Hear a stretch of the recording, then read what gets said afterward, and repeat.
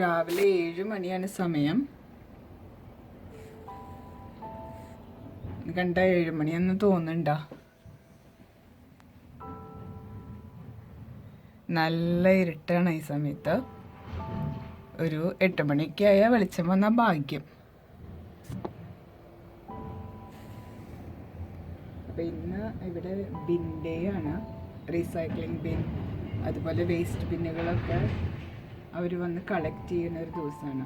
അപ്പോൾ ഇന്നത്തെ ദിവസം ബ്ലൂ ബിന്നും ഗ്രീൻ ബിന്നുമാണ് കളക്ട് ചെയ്യുന്നത്. ബ്ലൂ ബിന്നിൽ റീസൈക്ലിംഗ് കാര്യങ്ങളാണ് ഉണ്ടാവുക.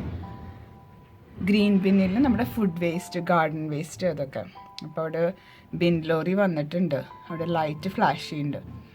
നിങ്ങളുടെ വീടിൻ്റെ പുറകുഭാഗമാണ് കേട്ടോ ഇത്. ബിൻ ലോറിയുടെ ഒച്ച കേട്ടപ്പോഴാണ് ഞാൻ എഴുന്നേറ്റ് പോയി ബിന്ന് വെച്ചത്.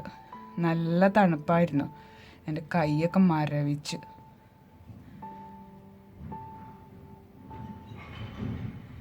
അവിടെ ഗ്ലാസ്സുകൾ, മെറ്റലും ഒക്കെ ബിന്നിലേക്ക് ഇടുന്ന ഒച്ച കേൾക്കാണ്ടാകല്ലേ. ഈ ബ്ലൂ ബിൻ വെച്ചില്ലെങ്കിൽ അത് പ്രശ്നമാണ്. പിന്നെ അത് 2 ആഴ്ച കഴിയുമ്പോഴേ അവരത് എടുക്കാൻ വരുള്ളൂ. അപ്പോഴേക്കും അതൊക്കെ ഓവർഫ്ലോ ആയിട്ടുണ്ടായിരിക്കും. എന്തോരം റീസൈക്ലിംഗ് പാക്കേജാണെന്നറിയോ ഇപ്പം നമുക്ക് കിട്ടുന്ന. ഈ ബ്ലൂ ബിൻ എന്ന് പറയുമ്പോഴും നമ്മളത് ഓർക്കുക. ദൈവം ഇത്രയധികം പ്ലാസ്റ്റിക് പാക്കേജിങ് ആണല്ലോ നമ്മുടെ എല്ലാ സാധനങ്ങളും വാങ്ങിക്കുന്നതിനകത്തുനിന്ന്. ബിൻ ലോറി വരുന്നുണ്ട്. ഇന്ന് ബ്ലൂ ബിന്നും ഗ്രീൻ ബിന്നും കളക്ട് ചെയ്യുന്ന ദിവസമാണ്. ഇത് ബ്ലൂ ബിൻ എടുക്കാൻ വരുന്ന റീസൈക്ലിംഗ് സാധനങ്ങളാണ് കേട്ടോ. ബ്ലൂ ബിന്നിൽ അതെടുക്കാൻ വരുന്ന ലോറിയാണ്. അപ്പോൾ ഇതേ ഒരാൾ അവിടെ ഓറഞ്ച് റിഫ്ലക്റ്റീവ്, 2 പേരുണ്ട്. റിഫ്ലക്റ്റീവ് ക്ലോത്ത്സ് ഒക്കെ ഇട്ടിട്ട് 2 പേര് ബിന്നുകൾ ഓരോ വീട്ടിൽ നിന്ന് എടുത്ത് ആ ലോറിയുടെ പുറകിൽ ഇങ്ങനെ വെച്ച് കൊടുക്കും. അപ്പോൾ ഒരു ഓട്ടോമാറ്റിക്കായിട്ട് അത് പോയി ലോറിയുടെ അകത്ത് ഇതിൻ്റെ സാധനങ്ങളെല്ലാം എംപ്റ്റി ചെയ്തിട്ട് താഴെ ബിന്ന് വയ്ക്കും.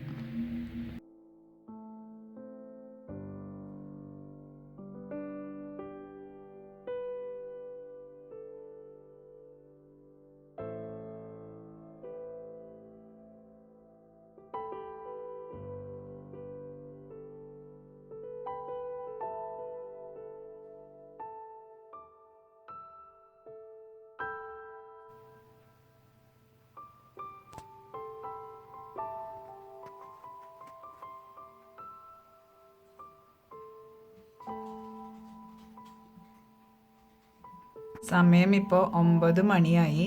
അപ്പോഴാണ് 2ാമത്തെ ബിന്നെടുക്കാനായിട്ട് ലോറി വന്നത്. വെളിച്ചൊക്കെയായി.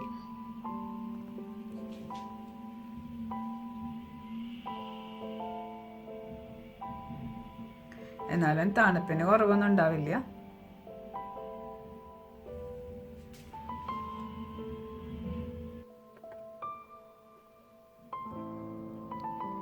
ബിന്നിങ്ങനെ ലോറിയുടെ പുറകിൽ ഇങ്ങനെ വെച്ച് കൊടുക്കും അവർ.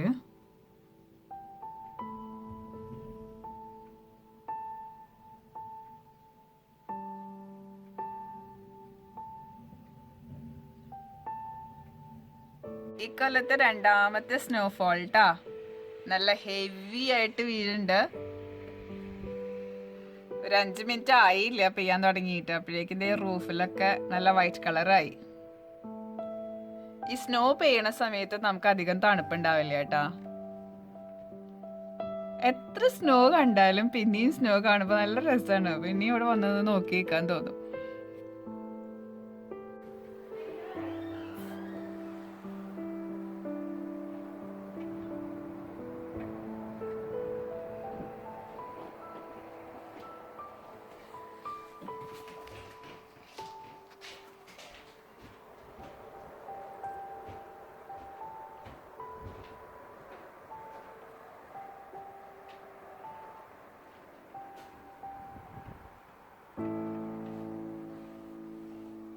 സമയേ രാവിലെ 6:30 കേട്ടോ.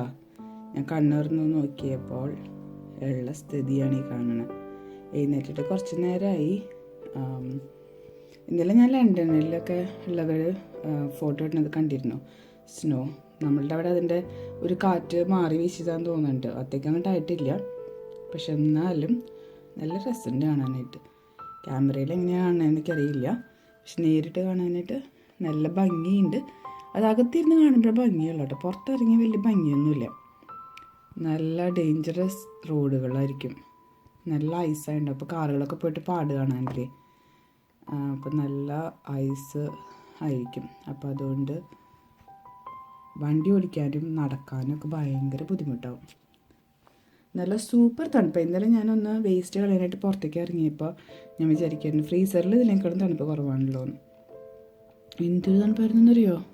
അപ്പോൾ അമ്മ വന്നിട്ട് ഫ്രിഡ്ജും ഫ്രീസറൊക്കെ തുറന്ന് നോക്കുന്നുണ്ടായിരുന്നു. അതിനകത്ത് വീടിനകത്ത് നമുക്ക് കുഴപ്പമില്ല, നമ്മൾ ഹീറ്ററൊക്കെ ഇട്ടിട്ട് ശരിയാക്കില്ല. പുറത്ത് ഉണ്ടല്ലോ ഒരു രക്ഷയുണ്ടായിരുന്നില്ല ഇന്നലെ. ഒരു വഴിക്കും ഇറങ്ങില്ല. ഫ്രൈഡേ പോയി ഷോപ്പിംഗ് ഒക്കെ കഴിഞ്ഞ് ഞാൻ വീടിനകത്ത് കയറിയതാണ്. ഒരു സ്നോ ഷവേഴ്സ് പറഞ്ഞിട്ടുണ്ടായിരുന്നു, അപ്പോൾ അതുകൊണ്ട് ഞാൻ നേരത്തെ ഷോപ്പിംഗ് ഒക്കെ കഴിഞ്ഞ് വീടിനകത്ത് കയറി. പിന്നെ ഒരു സ്ഥലത്ത് ഇറങ്ങിയിട്ടില്ല, ഇങ്ങനെ ഇരിപ്പാണ് ഇവിടെ.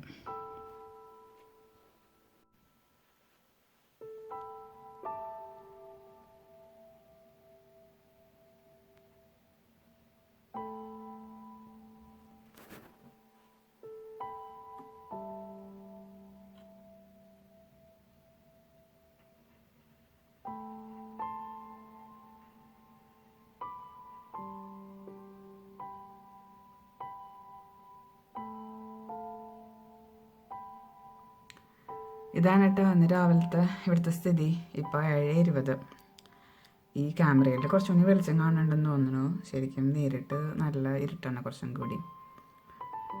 എടുക്കണോ. അപ്പോൾ കുറച്ച് വണ്ടികളൊക്കെ പോയി തോന്നുന്നുണ്ടെന്ന് രാവിലെ. ഈ കാണുന്ന അതൊക്കെയല്ലേ ഈ വീടുകൾ, ഇതൊക്കെ പ്രായമായവരുടെ വീടാണ്, ഷെൽട്ടേർഡ് ഹൗസിംഗ് ആണ്. അപ്പോൾ ഒരു 65 ഇയേഴ്സിൻ്റെ മുകളിലുള്ളവർക്ക് ഇങ്ങനത്തെ വീട് വാങ്ങിക്കാനായിട്ട് പാടുള്ളൂ. അപ്പോൾ അവരുടെ അവിടെ എപ്പോഴും ഇതുപോലെ പേപ്പർ കൊണ്ടുകൊടുക്കാൻ, അവിടുത്തെ ആൾക്കാർക്കൊക്കെ എപ്പോഴും പേപ്പർ വായിക്കുന്ന ശീലമുണ്ടെന്ന് തോന്നുന്നു. പേപ്പർ കൊണ്ടുകൊടുക്കാൻ ആൾക്കാർ വരും, ന്യൂസ് പേപ്പർ.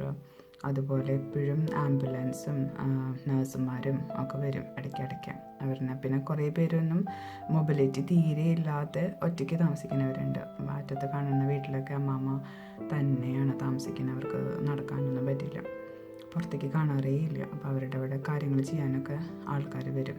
അപ്പോൾ അങ്ങനത്തെ വണ്ടികൾ പോയിട്ടാണ് ഈ റോഡൊക്കെ ഇങ്ങനെയായിട്ട് കിടക്കുന്നത്. പിന്നെ ആരൊക്കെയോ നടന്നു പോയതിൻ്റെ കാൽപ്പാടുകളൊക്കെ കാണാനുണ്ട്. ഇന്നലെ ഞാൻ നോക്കുമ്പോൾ ഒരു കുട്ടി അവിടെ കിടന്നിട്ട് സ്നോ ഏഞ്ചലിനെ ഉണ്ടാക്കിക്കൊണ്ടിരിക്കുകയായിരുന്നു, നിലത്ത് കിടന്നിട്ട് റോട്ടിൽ. നല്ല രസമുണ്ടായിരുന്നു. ഞങ്ങൾ ഇറങ്ങിയില്ല, ഒരു രക്ഷയില്ല. എനിക്ക് ഇറങ്ങാനായിട്ട് യാതൊരു നിവൃത്തിയും തോന്നിയില്ല. ഒരു മൂഡ് തോന്നുന്നുണ്ട് നമുക്ക്. അമ്മനോട് ചോദിച്ചപ്പോൾ അമ്മ പറഞ്ഞു അവൾക്ക് സ്നോ റാബിറ്റിനെ ഉണ്ടാക്കാൻ പോലുള്ള സ്നോ ഇല്ല അത്ര. അപ്പോൾ അവൾക്ക് സ്നോൻ്റെ ലെവല് പിടിച്ചില്ല. അപ്പോൾ അതുകൊണ്ട് അവൾ ഇറങ്ങാൻ താല്പര്യം കാണിച്ചില്ല. അപ്പോൾ പിന്നെ ഞങ്ങൾ വേണ്ടാന്ന് വെച്ചു. അങ്ങനെ ഇതാണ് ഇന്നത്തെ സ്ഥിതി.